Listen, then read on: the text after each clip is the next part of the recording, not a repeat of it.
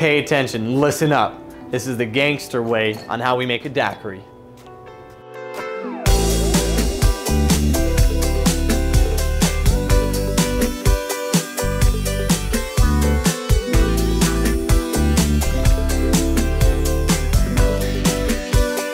Hi, and welcome back to Vernon's Speakeasy YouTube channel. My name is Logan Gossett, the bar manager here at Vernon's Speakeasy. We're gonna jump right into some of our core classic cocktails.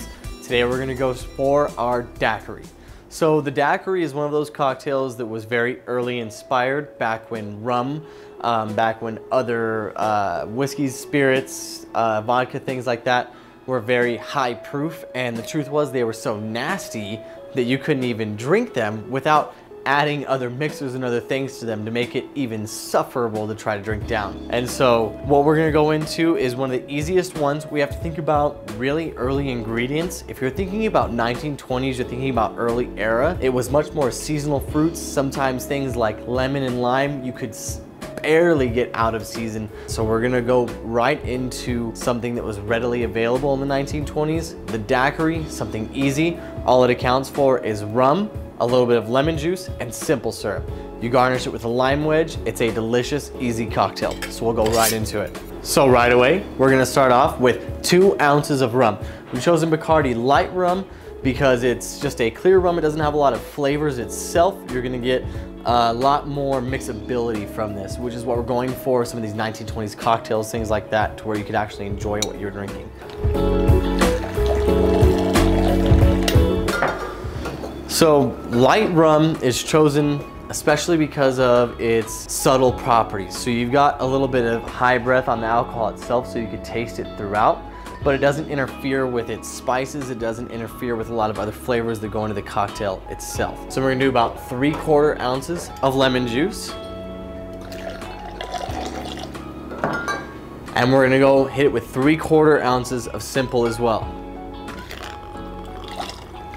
Drop plenty of ice in.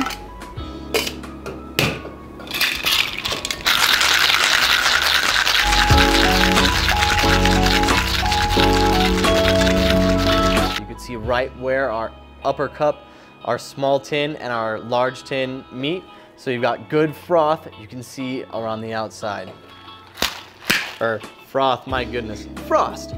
That's the word I'm looking for. So based off of the amounts that we had put in, it should fit almost perfectly into a 3.5 ounce Nick and Nora glass.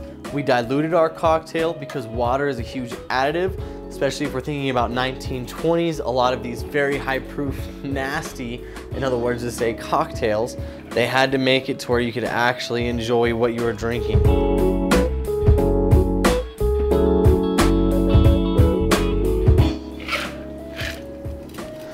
This one, thinking about readily available ingredients again, is gonna be garnished with our classic lime wedge. That is, in the simplest form, a daiquiri. Traditionally, it's gonna be put in a coupe. This is just a Nick and Nora. However, it's darn near the exact right measurements, and it still tastes absolutely delicious. Perfect classic daiquiri, well balanced, sour, sweet, still taste the rum on the back end. Very, very nice. You're gonna have to give it a try.